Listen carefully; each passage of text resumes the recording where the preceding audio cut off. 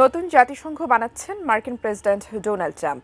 গুরুতর এই অভিযোগ করেছেন ব্রাজিলের প্রেসিডেন্ট লুলা দা সিলভা। এরই মধ্যে নতুন সংস্থার যাত্রাও শুরু হয়ে গেছে।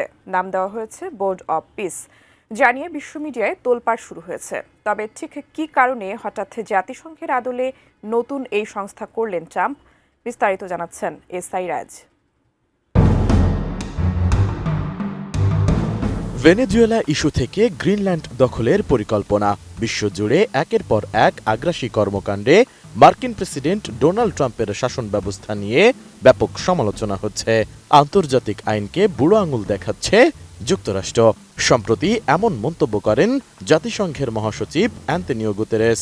তার মতে দেশটি মনে করে তাদের ক্ষমতা আন্তর্জাতিক আইনের চেয়েও বেশি গুরুত্বপূর্ণ।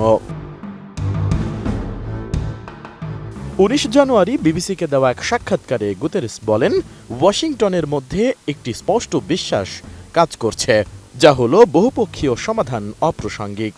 যুক্তরাষ্ট্রের কাছে যে বিষয়টি গুরুত্বপূর্ণ বলে বিবেচিত হচ্ছে তা হলো মার্কিন ক্ষমতা এবং প্রভাবের প্রয়োগ। কখনো কখনো সেই প্রয়োগ আন্তর্জাতিক আইনের মানদণ্ডকে পাশ কাটিয়ে করা হচ্ছে।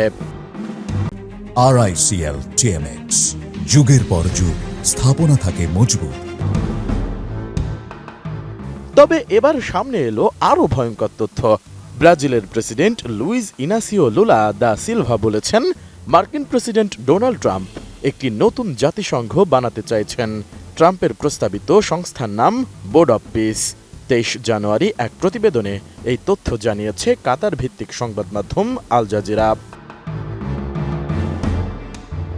প্রতিবেদনে বলা হয়, ব্রাজিলের প্রেসিডেন্ট বলেছেন, ট্রাম্পের এ পরিকল্পনা জাতিসংঘকে সংস্কার করার বদলে নিজের নিয়ন্ত্রণে নতুন সংস্থা বানানোর চেষ্টা চলছে। এই সংস্থায় স্থায়ী সদস্য হতে হলে $100 কোটি দিতে হবে। এর চেয়ারম্যান থাকবেন ট্রাম্প নিজেই। 2 দিন আগে সুইজারল্যান্ডের দাভোসে বোর্ড অব পিস নামে একটি সংস্থার যাত্রা শুরু করেন ট্রাম্প।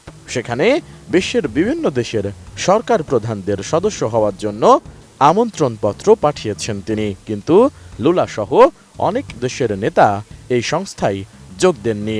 তবে যোগ দিয়েছেন ইসরায়েলের প্রধানমন্ত্রী বেনিয়ামিন নেতানিয়াহু। গত বৃহস্পতিবার সুইজারল্যান্ডের দাভোস ওয়ার্ল্ড ইকোনমিক ফোরামে ট্রাম্প এই পরিকল্পনা ঘোষণা করেন। সেখানে 19 দেশের নেতা ও প্রতিনিধি প্রথমে সই করেন। লুলা বলেন, বর্তমান সময়ে বিশ্বের অনেক দেশ শক্তি দেখানোর চেষ্টা করছে, যা বিপজ্জনক। তিনি বহুপাক্ষিক সহযোগিতা ও জাতিসংঘের গুরুত্ব বাড়ানোর আহ্বান জানিয়েছেন। একদিন আগে লুলা চীনের প্রেসিডেন্ট শি জিনপিং এর সঙ্গে ফোনে কথা বলেন। ওই ফোন আলাপে শি জিনপিং জাতিসংঘের মূল ভূমিকা বজায় রাখার পরামর্শ দেন। লুলা আরও বলেন, এই নতুন সংস্থা প্রাথমিকভাবে গাজা পুনর্গঠনের দায়িত্ব নেবে বললেও ভবিষ্যতে এর ক্ষমতা ফিলিস্তিনের বাইরেও হতে পারে। এটি জাতিসংঘের সরাসরি প্রতিদ্বন্দ্বী হয়ে উঠতে পারে।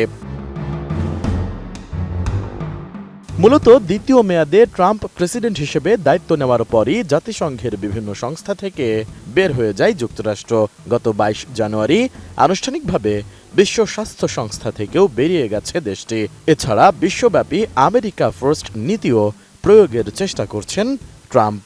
এর অংশ হিসেবে ব্যবহার করছেন শুল্ক এবং সামরিক হুমকিকে। তার এসব হুমকি এতটাই গুরুতর যে যুক্তরাষ্ট্রের মিত্ররাও প্রশ্ন শুরু করেছেন তারা এখন দেশটিকে বিশ্বাস করতে পারবে কিনা। ফ্রান্স ও যুক্তরাজ্যও ট্রাম্পের নতুন এই পরিকল্পনা নিয়ে সন্দেহ প্রকাশ করেছে। এসআই রাজ, ডেস্ক রিপোর্ট, ATN নিউজ।